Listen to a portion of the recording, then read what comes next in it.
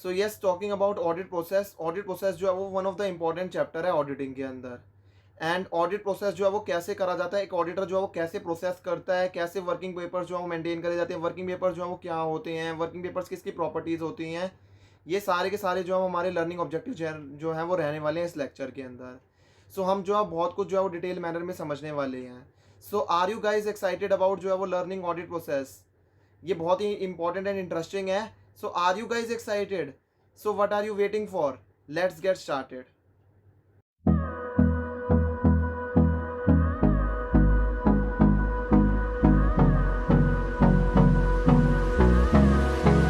So hello everyone, I hope you all are doing good.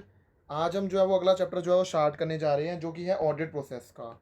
Audit process का हम जो है चैप्टर सीखने वाले हैं। देखो, इसके अंदर हम जो है सबसे पहले ये सीखते हैं ऑडिट प्रोग्राम क्या होता है। देखो, जब भी कोई ऑडिट स्टार्ट करी जाती है ना, तो क्या बनाया जाता है, वो प्रोग्राम जो है वो बनाया जाता है कि वर्क जो है वो क्या करना है ऑडिट के अंदर, जिसे जो है वो ऑडिट प्रोग्राम भी जो है वो बोला जाता है। जो कि कौन जो है वो जनरली बनाता है, जो चीफ ऑडिटर होता है ना, वो क्या बनाता है, वो जो है वो एक प्रोग्राम बनाता है कि क्या क्या काम करना है ऑडिट के अंदर, उसे ऑडिट प्रोग्राम भी बोला जाता है। एंड कौन बनाता है उसे? चीफ ऑडिटर बनाता है। वो उस प्रोग्राम में अंदर क्या लिखता है कि रिक्वायरमेंट क्या है, कैसे क्या वर्क जो है वो करना है सीनियर्स को, एंड क्या वर्क जो है वो जूनियर स्टाफ को करना है, क्या वर्क जो है सीनियर स्टाफ को करना है, एंड क्या वर्क जो है वो जूनियर स्टाफ को करना है। ठीक है। तो एक ऑडिटर की जो टीम होती है ना, उसके अंदर जूनियर स्टाफ भी होता है और सीनियर स्टाफ भी होता है। आप समझ गए होंगे, जूनियर स्टाफ का मतलब है आर्टिकल्स वगैरह भी होते हैं जो कि ट्रेनिंग पीरियड के लिए आए होते हैं। एंड सीनियर स्टाफ के अंदर क्या होते हैं, जो कि मतलब उन्होंने एम्प्लॉयज़ वगैरह जो भी ऑडिटर के अंदर जो है वो, जैसे अगर आप प्रैक्टिसिंग चार्टर्ड अकाउंटेंट देखोगे ना, तो उसके अंदर वो एम्प्लॉयज़ भी काम कर रहे होते हैं, जो भी सीए होते हैं, और वो काम कर रहे होते हैं। एंड जो है वो क्या होता है, जूनियर स्टाफ के अंदर क्या होता है कि आर्टिकल्स वगैरह भी होते हैं। तो जूनियर स्टाफ भी होता है, सीनियर स्टाफ भी होता है। तो वहाँ पर जो है वो बताता है कि जूनियर स्टाफ का काम क्या है एंड सीनियर स्टाफ का काम क्या है, एंड द टाइम, कितने टाइम के अंदर वर्क जो है वो कंप्लीट हो जाना चाहिए। जब भी जो है वो ऑडिट प्रोग्राम जो है वो प्रिपेयर करा जाता है, ऑडिटर जो है वो अपने माइंड में क्या रखता है कि इंटरनल कंट्रोल का नेचर क्या है, एंड किस एक्सटेंट तक क्या nature and size and composition है बिजनेस का कॉम्पोजिशन जो है बड़ा है या फिर छोटा है, जिस बिजनेस का वो जो है वो ऑडिट कर रहे हैं। और ऑडिटर को जो है ना, जब वो ऑडिट प्रोग्राम बना रहा है, तो उसे इंटरनल कंट्रोल का भी ध्यान में रखना पड़ता है, और साइज एंड कॉम्पोजिशन क्या है बिजनेस का वो भी ध्यान में रखना पड़ता है। देखो, क्योंकि अगर इंटरनल कंट्रोल जो है वो ना अच्छा होगा, तो एंटी वो उतना ही कम करेगा, शक का लेवल उतना ही कम करेगा। लेकिन अगर इंटरनल कंट्रोल वीक है ना, तो वो छोटी सी छोटी चीज़ों को भी जो है वो हायर से हायर चीज़ों, मतलब छोटी से छोटी चीज़ों पे भी ज़्यादा वो क्या करेगा, अपने प्रोग्राम जो है वो रखेगा, या वो ज़्यादा चेकिंग करेगा। एंड प्रोफेसर मीक्स ने क्या कहा था कि ऑडिट प्रोग्राम जो डिटेल प्लान है ऑडिटिंग वर्क का जो भी परफॉर्म किया जा रहा है, जहाँ पर प्रोसीजर जो है वो बताए जाएंगे कि क्या फॉलो करने हैं वेरिफिकेशन वगैरह के अंदर। देयरफॉर ऑडिट प्रोग्राम जो है वो एक गाइड प्रोवाइड करता है arranging and distributing the work, and possibility of omissions वगैरह की, ओमिशंस की पॉसिबिलिटी ख़त्म हो जाए, वो भी जो है वो चेक जो है वो बन जाता है। देखो, एक स्पेसिमेन जो है वो ऐसा होता है, ईयर मंथ जो है वो ऐसे जो है वो दिखाए जाते हैं, मंथ जनवरी फरवरी मार्च, ये सारे मंथ हो गए ऐसे। Cash book balancing, bank balance checked, purchase book balance, sales book balanced, trial balance checked है, and profit and loss account जो भी चेक्ड है वो।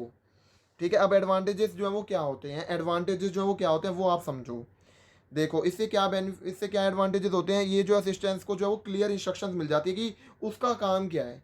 दो आपस में जो है वो दोनों टांग नहीं अड़ाएंगे कि ये मेरा काम है वो मेरा काम है, सब कुछ जो है वो इंस्ट्रक्शंस मिल गई कि आपका काम ये है, सीनियर स्टाफ और जूनियर स्टाफ आपका काम ये है ऑडिट प्रोग्राम के थ्रू। इससे ऑडिटर जो है वो क्या है, जनरल प्रोसेस ऑफ ऑडिट से टच में रहता है कि क्या क्या काम हो रहा है। और ये एक तरह से ये एविडेंस की तरह भी काम करता है। अगर कोई भी नेग्लिजियंस जो है वो, कोई नेग्लिजियंस से काम कर रहा है against the auditor in performance of his duties, तो एक ऑडिटर के लिए ये क्या बन जाता है, एक एविडेंस सा बन जाता है।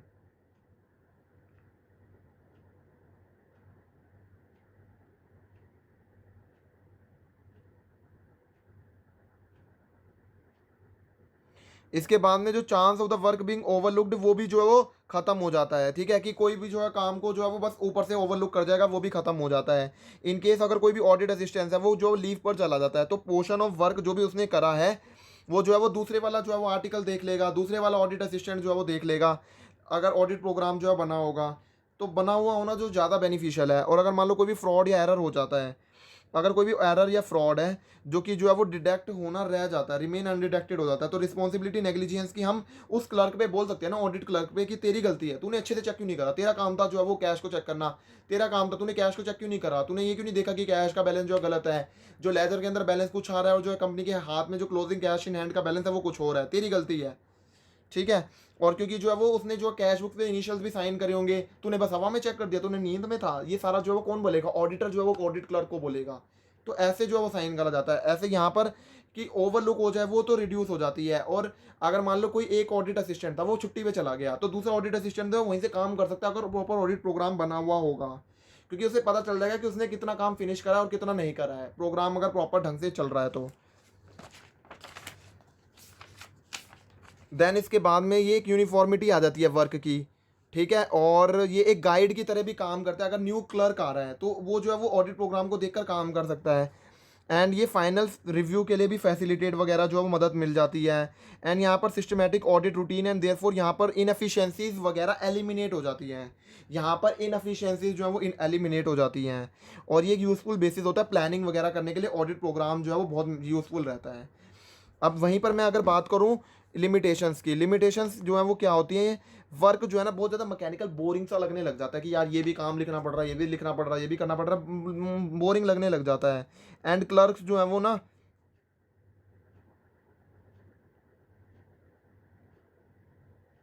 यहाँ पर जो क्लर्क्स हैं उनको जो है वो अपनी अपॉर्चुनिटीज़, अपनी इंटेलिजेंस दिखाने और इनिशिएटिव दिखाने का भी जो है चांस नहीं मिलता, क्योंकि उन्हें प्री डिटरमाइंड प्रोग्राम बना हुआ है, वैसे ही उन्हें जो है करते रहना है। अच्छा, उनके जो है वो एक चेकलिस्ट दी हुई है कि अच्छा आपको ये चेक करना है, ये चेक करना है, फिर ये चेक करना है, फिर ये चेक करना है, फिर आपको ये देखना है जीएसटी जो है सही से है, फिर जीएसटी नंबर जो है वो सही से लिखा हुआ है इनवॉइसेस के ऊपर, फिर जो है वो क्या नाम है, अगर मान लो जो है वो यहाँ पर जो है वो प्रॉपर कैलकुलेशन जो है वो 18% से जो है वो इनपुट की कैलकुलेशन ढंग से करी हुई है, इसके ऊपर 18% का रेट ही लगना था और इसके ऊपर 18% का ही रेट लगा हुआ है इस गुड्स पर। एंड जो है वो क्लाइंट की प्रॉपर जीएसटीएन लिखा हुआ है एंड क्लाइंट का जीएसटीएन मैच हो रहा है। तो मतलब वहाँ पर जो है ना वो उसको वो सारी की सारी प्री डिटरमाइंड प्रोग्राम है वही चेक करते रहना, उसको अपनी इंटेलिजेंस लगानी नहीं है। तो ये काम ना मैकेनिकल भी हो जाता है और बोरिंग भी हो जाता है, जहाँ पे दिमाग लगाना नहीं है। अब ये सेकंड पॉइंट आ जाता है। इस सेकंड पॉइंट के अंदर क्या बोला गया है, अब एक बात बोलूं, हर हर के लिए, हर टाइप ऑफ बिजनेस के लिए एक रिजिड प्रोग्राम बना देना बहुत ही गलत है। क्यों? क्योंकि हर बिजनेस के अंदर अलग प्रॉब्लम्स होती है और अलग प्रोसीजर होते हैं, और सभी के लिए एक ही जो है वो एक ही टाइप का जो है वो प्रोग्राम बना देना, दैट्स नॉट गुड। ये बात आपको ध्यान में रखनी है।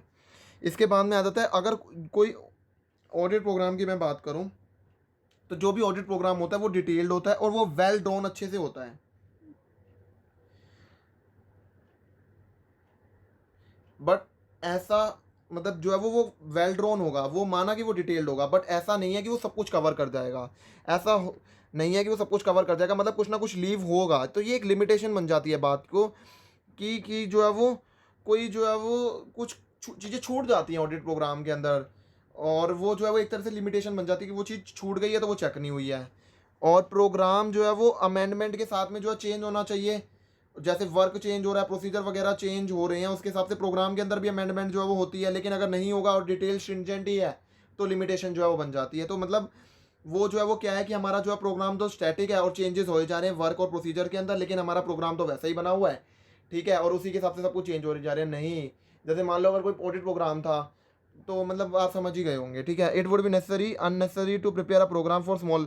अब मान लो स्मॉल बिजनेस कंसर्न के अंदर भी आपने ऑडिट प्रोग्राम बनाया हुआ है, अरे सब कुछ चेक करो ना वहाँ पे। स्मॉल बिजनेस कंसर्न के अंदर भी तुम ऑडिट प्रोग्राम बनाओगे तो नहीं। And inefficient and careless auditor या फिर ऑडिट क्लर्क में try to conceal their weakness. जो इनएफिशिएंट और केयरलेस ऑडिटर्स वगैरह होते हैं ना, वो जो है ना सारा बात जो है वो किस पे डाल देते हैं, ऑडिट प्रोग्राम के अंदर। अरे ऑडिट प्रोग्राम में तो ये चीज़ लिखी ही नहीं थी, चेक करना। अरे तुम्हें अपना भी तो इंटेलिजेंस लगाना था यहाँ पर, ये तो थोड़ी कि सब कुछ ऑडिट प्रोग्राम में लिखा हुआ होना चाहिए। बट इनएफिशिएंट ऑडिटर जो है वो क्या करते हैं, सब कुछ जो है वो ऑडिट प्रोग्राम पे बोझा डाल देते हैं। कहते हैं ये तो चीज़ लिखी ही नहीं थी, ये कहाँ चेक करेंगे, एंटी लिखा ही नहीं था कि जो है वो एंटी कितना कैसे एक्सरसाइज करना है। अरे ये तो सोचो कि वो प्रोफेशनल जजमेंट का मैटर है, वो तो थोड़ी लिखा जाता है। तो ये समझो बात को कि जो है ना इनएफिशिएंट जो ऑडिटर है ना, वो क्या करते हैं, अपनी जो गलतियों का ना भार जो है ना उमेड़ देते हैं इस चीज़ों पर। अब एक वर्किंग पेपर्स क्या होते हैं, देखो वर्किंग पेपर्स होते हैं, वर्किंग पेपर्स का मतलब है वो पेपर जो कि जिनके अंदर डिटेल लिखी जा रही है, अकाउंट्स की डिटेल लिखी जा रही है, जो कि अंडर द ऑडिट होते हैं, ताकि जो है ऑडिटर जो है वो उसको बार बार जो है वो क्लाइंट के अकाउंट्स को ऊपर जो है वो बार बार नहीं जाना पड़ रहा है, अगर उन्हें रेफर बाद में करना है तो वर्किंग पेपर्स वो अपने पास रखता है। जैसे आपने सुना होगा एक ऑडिटर जो है वो ना, ऑडिटर की जो वर्किंग पेपर्स होते हैं वो उसी की जो है वो क्या होती है, प्रॉपर्टी होती है। वो अपनी डिस्क्रिप्शन पे चाहे तो वो क्लाइंट को दिखा सकता है या फिर जो है किसी और को, लेकिन डिस्क्रिप्शन जो है वो ऑडिटर के वर्किंग पेपर जो है वो किसके होते हैं, उसके खुद के होते हैं। अब वो जो है वो क्या बना के रखता है, कुछ एक्सट्रैक्ट्स बना के रखता है, अपना जो काम जो करा हुआ है ना उसको वर्किंग पेपर्स वो बना के रखता है, ताकि अगर मान लो बाद में कुछ होता है तो उसने बाद में जो है वो ये कुछ जो है वो फ्रॉड वगैरह निकल जाता है या फिर कुछ भी हो जाता है तो उसको पास मुँह हो कि डिटेल्स हो कि उसने सारा काम ढंग से किया था, तो वर्किंग पेपर्स होते हैं। ताकि वो एक ये भी रीज़न होता है कि उसको बार बार जो है ना अकाउंट्स को रेफर ना करना पड़े, इसलिए वो वर्किंग पेपर्स बना के रखता है।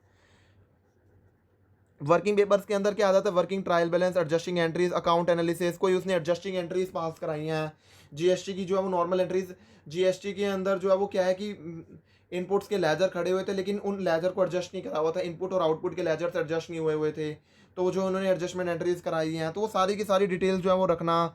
Schedule of debtor and creditor, क्योंकि देखो शेड्यूल डेटर और क्रेडिटर की लिस्ट होना बहुत इंपॉर्टेंट होता है, जो 6 महीने से ज़्यादा पुराने हैं, 6 महीने से कम पुराने हैं, चांसेस ज़्यादा हो जाते हैं कि जो 6 महीने से ज़्यादा पुराने हैं कहीं ऐसा तो नहीं है उनसे पैसा आना ही नहीं है, कंपनी ने फालतू में पैसा खड़ा कर रखा है एंड कोई पैसा तो आना ही नहीं वाला, एंड एक्चुअली में हुआ क्या है, पैसा तो पहले ही आ चुका है, ऐसे डेटर खड़े कर रखे हैं कि पैसा मिलना है, पैसा तो आपसे मिल चुका है, आपने पैसा गप कर लिया है, उस डेटर्स को ख़त्म करो और अपना रेवेन्यू बुक करो, तो ऐसा भी होता है। तो और जो है वो आपको बस यही बात ध्यान में रखनी है। ऑब्जेक्टिव क्या होते हैं वर्किंग पेपर्स के, कि ये जो है वो शो कर देता है to the extent to which accounting principles और अकाउंटिंग स्टैंडर्ड जो है वो फॉलो हो रहे हैं।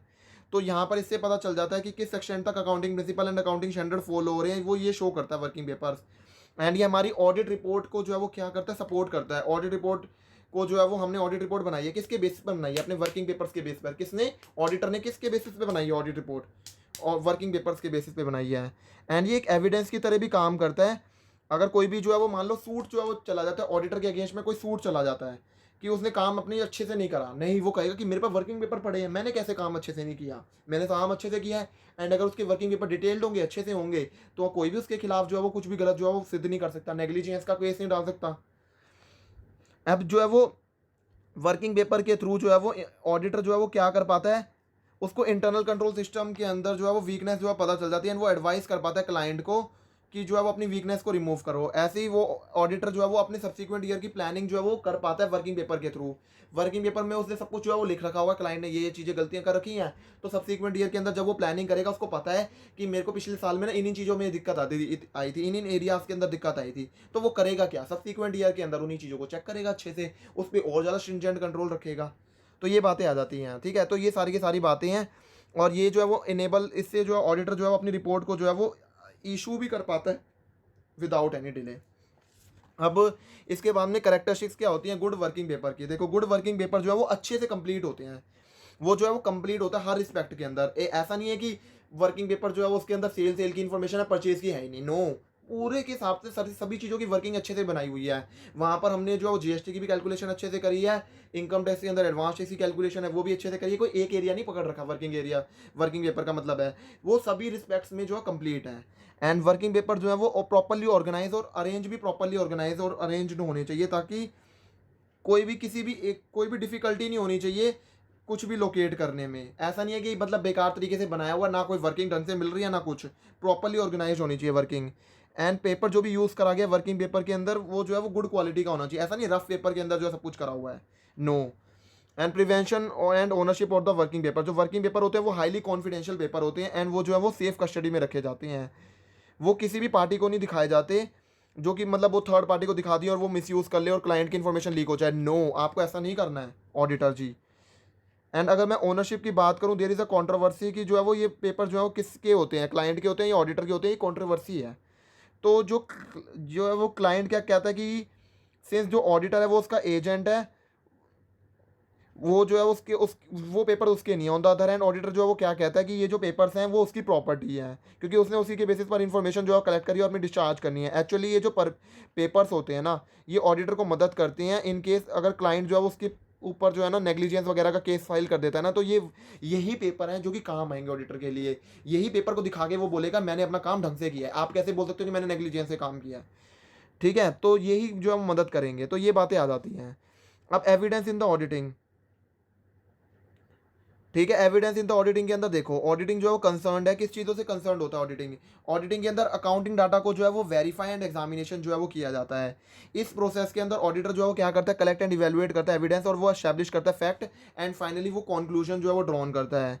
और ये जो एक्सेप्टेड स्टैंडर्ड ऑफ ऑडिटिंग है कि सफिशिएंट कंप्लीट एविडेंशियल मैटर जो है वो लेकर जो है वो ऑब्टेन करा जाए through the inspection, observation, inquiries, confirmation और रीजनेबल बेसिस पर ऑब्टेन करा जाए। देखो, ठीक है, एविडेंस ऑब्टेन करने के लिए जो है ना 5 मेथड्स होते हैं, इंस्पेक्शन, ऑब्जर्वेशन, इंक्वायरीज, कंफर्मेशन वगैरह। ठीक है, तो ये जो है वो मेथड होते हैं। वैसे तो जो है वो यहाँ पर 4 लिखे हुए हैं, एक और मेथड होता है रिव्यू वगैरह करने का भी हो जाता है, और रीजनेबल बेसिस पर हो जाता है।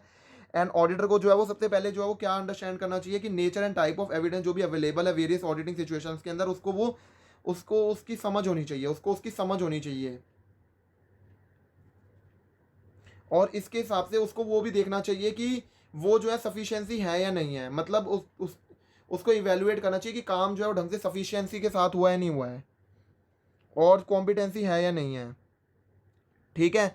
अब ये जो मॉड्स एंड श्राफ डेवलपमेंट ऑफ द कॉन्सेप्ट, उसने जो है वो ये स्टेप्स कहे थे कि रिकॉग्निशन होना चाहिए, proposition to be proved, evaluation of the proposition in the terms of the significance, collection of the evidence within the given limits, evaluation of the evidence and formation of the judgement. अब इन्हीं 5 points को हम अच्छे से पढ़ेंगे। सबसे पहले समझो recognition of the proposition to be proved के अंदर क्या है। देखो, फर्स्ट ऑफ ऑल अगर मैं बात करूं, ऑडिटर जो है वो क्या होता है, वो उसे प्रिसीव एंड रिकॉग्नाइज करना होता है कि वो क्या प्रूफ करना चाहता है, उसको वो पता होना चाहिए। इन अदर वर्ड, वो क्लियर होना चाहिए कि preposition in support of which, जिसके बेसिस पर वो एविडेंसेस को ऑब्टेन कर रहा है। अकाउंटिंग स्टेटमेंट जो एक ऑडिटर रिव्यू कर रहा है, उसके अंदर वेरियस प्रपोजिशंस हो सकती हैं। एंड प्रपोजिशन जो है वो बैलेंस शीट वगैरह के अंदर क्या है कि एंटरप्राइज के अंदर फिक्स्ड एसेट्स हैं, डेटर, कैश वगैरह, ये सारी चीज़ें आ जाती हैं। एंड अगर मैं प्रपोजिशन की इवेल्युएशन की बात करूँ, तो एक बार प्रपोजिशन जो है वो हो गई, उसके बाद में सब कुछ इवेल्युएट करा जाएगा। उसके बाद में जो है वो क्या होगा, वेरियस प्रपोजिशंस को जो है वो क्लासीफाई जो है वो करा जाएगा।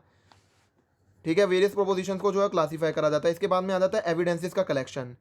एविडेंसेस के कलेक्शन के अंदर हम क्या सीखते हैं, देखो, अगर प्रॉपरली जो है वो हम वेरियस टेक्निक्स जो है वो लगाएंगे, ऑडिटर जो है वो अगर प्रॉपरली टेक्निक्स वगैरह लगाएगा, तो ऑडिटर जो होगा ना वो डिफरेंट टाइप ऑफ एविडेंसेस को जो है वो आराम से कलेक्ट कर सकता है, ताकि वो जो है प्रोपोजिशन जो भी अकाउंटिंग डाटा के अंदर जो है वो हुआ है, उसको जो है वो क्या कर पाए, सपोर्ट कर पाए। ठीक है। और ऑडिट प्रोग्राम जो है वो लिस्ट कर देता है मैनर, किस मैनर के अंदर जो है वो ये कलेक्ट करा जा रहा है, और ताकि जो है वो टाइम एंड कॉस्ट की जो लिमिटेशन फैक्टर है ना, उसके अंदर ही जो है सब कुछ जो है काम कंप्लीट भी हो जाए। देखो, फिजिकल एग्जामिनेशन और एग्जिस्टेंस ऑफ द थिंग जो भी प्रेजेंट है, and statement of by the independent third parties. देखो, बहुत सारे टाइप ऑफ एविडेंस हो सकते हैं, बहुत सारे टाइप के एविडेंस हो सकते हैं। तो ऑडिटर को जो है वो ना in various classes of evidence को रिकॉग्नाइज करना चाहिए, उनका नेचर जो है वो करना चाहिए। जैसे फिजिकल एग्जामिनेशन करना, ये एक टाइप का एविडेंस माना जाता है, और इंडिपेंडेंट थर्ड पार्टी ने कोई स्टेटमेंट दी है, ये भी एक इंडिपेंडेंस माना जाता है। ऑथोरेटिव डॉक्यूमेंट्स आ जाते हैं, जैसे जो है वो इस डॉक्यूमेंट के अंदर जो है वो आ जाते हैं purchase invoices, cancel cheque, copy of sale invoices, ये अथॉरिटेटिव डॉक्यूमेंट्स है, ये भी एक वैलिड एविडेंस है।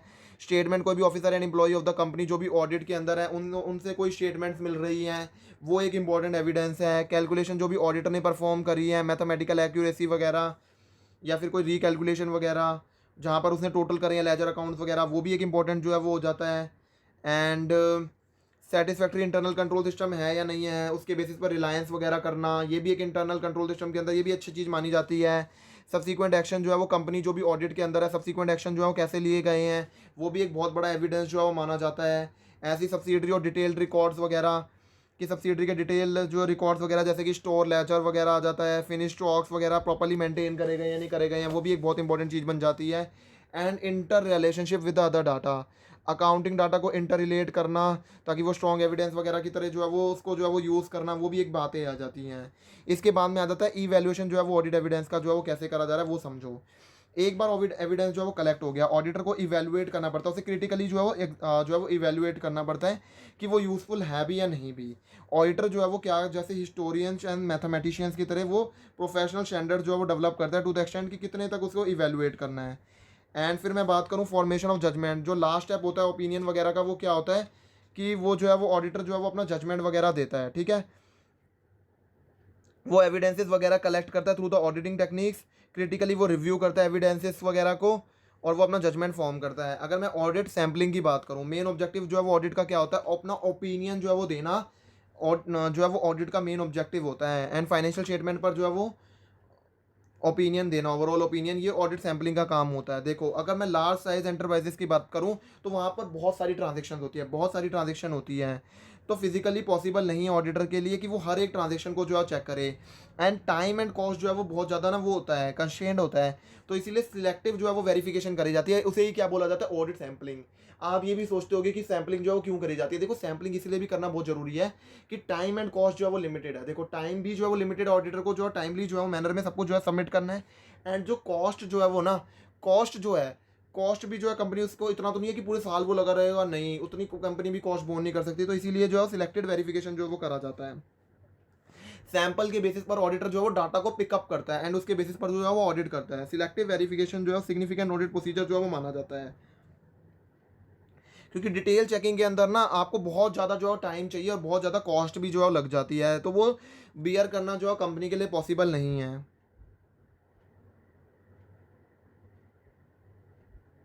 और एक तो बात ये भी है कि ऑडिटर भी इतनी large number of individual transaction को चेक करने नहीं बैठ सकता, क्योंकि बहुत ज़्यादा मैकेनिकल काम हो जाएगा ये तो, बहुत ज़्यादा कि बहुत सारे बंदे चाहिए होंगे, बहुत सारा सब कुछ जो है वो मैन पावर इतनी चाहिए होगी कि एक एक वाउचर को चेक करो, एक एक जो है सब कुछ चेक करो, नॉट पॉसिबल। कुछ ट्रांजेक्शन्स को पिकअप करा जाता है जिसे सैम्पलिंग बोला जाता है, जो हाई लेवल की जो रिस्की एरियाज हैं या फिर जो है वो जिनमें शक का लेवल ज़्यादा है, जिसमें जो है वो गड़बड़ होने के चांसेस ज़्यादा है, उनको चेक करा जाता है। ऑडिट सैम्पलिंग हमें ये सिखाता है। सिलेक्टिव वेरिफिकेशन जो है वो, अब मान लो जो है सिलेक्टिव वेरिफिकेशन जो है वो करा जा रहा है, तो क्या सिलेक्टिव वेरिफिकेशन से ऑडिटर की लाइबिलिटी रिड्यूस हो जाएगी? No ways. वो ऑडिटर की लाइबिलिटी जो है वो रिड्यूस नहीं हो जाती, उसको अभी भी रीजनेबल केयर एंड जो है वो स्किल जो है वो अभी भी जो है वो करना ही पड़ता है। उसको जो है सिलेक्टिव वेरिफिकेशन के अंदर भी अपना वेरिफिकेशन एंड रीजनेबल केयर तो मनाना ही चाहिए। ऐसा नहीं है कि वो जो है वो हाई रिस्क एरिया से चेक ही नहीं कर रहा, वाह भाई, हाई रिस्क एरिया से उन्हें तो चेक करना ही चाहिए ना। अब अगर आप जो है वो हाई रिस्क एरियाज को चेक ही नहीं कर रहे हो, इग्नोर कर रहे हो, नो वेज, आप ऐसा मत करना, ठीक है। और बहुत दो, देर आर टू टेक्निक्स जिसकी वजह से सिलेक्टिव वेरिफिकेशन जो है वो करा जाता है। वो दो टेक्निक्स कौन सी होती हैं?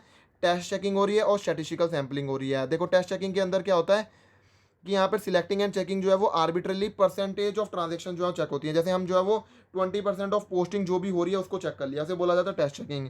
ऐसे स्टैटिस्टिकल सैम्पलिंग क्या होता है, यहाँ पर ऑडिटर जो है वो डिटरमाइन करता है कि सैंपल का साइज देखता है एंड वो जो है वो कोई भी आर्बिट्रेनेस को रिड्यूस करने की जो है वो कोशिश करता है। तो इससे जो है ना सब कुछ चीज़ों से क्या पता चलता है कि जो स्टैटिस्टिकल सैम्पलिंग होती है ना, वो हमारे को जो है वो साइंटिफिक वेरिफिकेशन जो है वो ट्रांजेक्शन्स का देती है सिस्टम सिलेक्टिव बेसिस पर। ये जो है वो अच्छा नाम माना जाता है स्टैटिस्टिकल सैम्पलिंग, ठीक है। तो यहाँ पर जो है वो ये हमारा ऑडिट प्रोसेस वाला चैप्टर जो है वो खत्म हो जाता है। आई होप आपको ये वीडियो पसंद आई होगी। अगर आपको ये वीडियो पसंद आई होगी तो वीडियो को लाइक जरूर कर देना, चैनल को सब्सक्राइब जरूर कर देना for getting the latest notification and updates. And thank you everyone for watching the video.